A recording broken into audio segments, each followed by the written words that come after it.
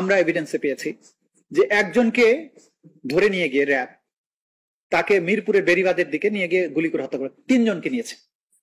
তার মধ্যে একজনকে প্রথমে রাস্তার উপর দাঁড় করে মাথায় গুলি করে দিয়েছে, পড়ে গেছে। আবার কিছু দূর আগাই গেছে, যাওয়ার পরে দ্বিতীয় জনকে গুলি করা হয়েছে।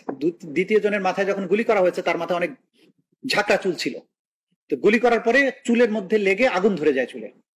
তখন সংশ্লিষ্ট যে পারপিট্রেটর সে হো হো করে হাসে, আরে দেখছিস গুলি করলাম হারামজাদা, চুলের মধ্যে আগুন ধরে গেল।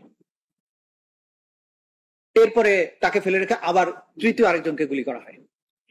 এগুলো তারা পাখির মতো মারতো, এগুলো তাদের কাছে কোনো বিষয় মনে হতো না, হো করে হাসতো গুলি করার পরে। এবং আমরা এমন পারপিট্রেটরদেরকে পেয়েছি, এমন এভিডেন্স পেয়েছি যে গুলি করতো মাথায়, যখন জমটুপি পরিয়ে নিত, চোখ মুখ বেঁধে নিত, এবং তাদেরকে এক ধরনের সিডেটিভ পুশ করা হতো যাতে করে প্রতিরোধ করতে না পারে। গুলি করে মারা হচ্ছে, ওই লোকটা কিন্তু অনেকটা জড় বস্তুর মতো আচরণ করতো, প্রতিরোধ করার চেষ্টা করতো না, চিৎকার করতো না, কারণ তাকে এমন কিছু করা হতো যে তার এই ক্ষমতাটাই আর থাকতো না। তো মাথায় যখন গুলি করতো, মাথায় গুলি করলে মগজ এবং রক্ত ছিটিয়ে এসে হাতে লাগতো। প্রথম দিকে সে হাতে এক ধরনের মোজা ব্যবহার করত যাতে না লাগে, পরবর্তী সময়ে তার এটা নেশা হয়ে যায়, রক্ত এবং মগজের উত্তাপ হাতে না লাগলে তো আর ফিলিং আসতো না, তখন সে খালি হাতে এটা করত।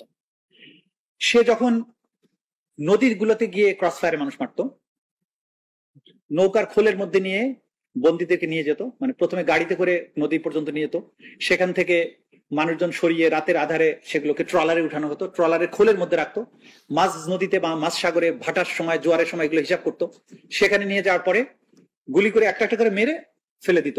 ফেলে দেওয়ার আগে আবার পেটটা কাটতো, নাড়ি ভুড়ি বের করতো, সিমেন্টের বস্তা বেঁধে দিতে, ফেলে দিত।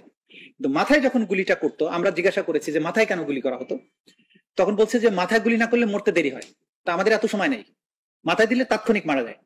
তো মাথায় গুলি করার আগে মাঝখানে একটা বালিশ রাখতো যাতে মগজ এবং রক্ত ছিটে মুখে না আসে। ততদিন খুশি তাদের গোপন কারাগারে বন্দি রাখতো। তারপরে কাউকে যদি মনে করতো যে এটাকে আর বাঁচা রাখার দরকার নেই, তাহলে তাকে ওরা বলতো জি করা, গল্ফ করে দেওয়া।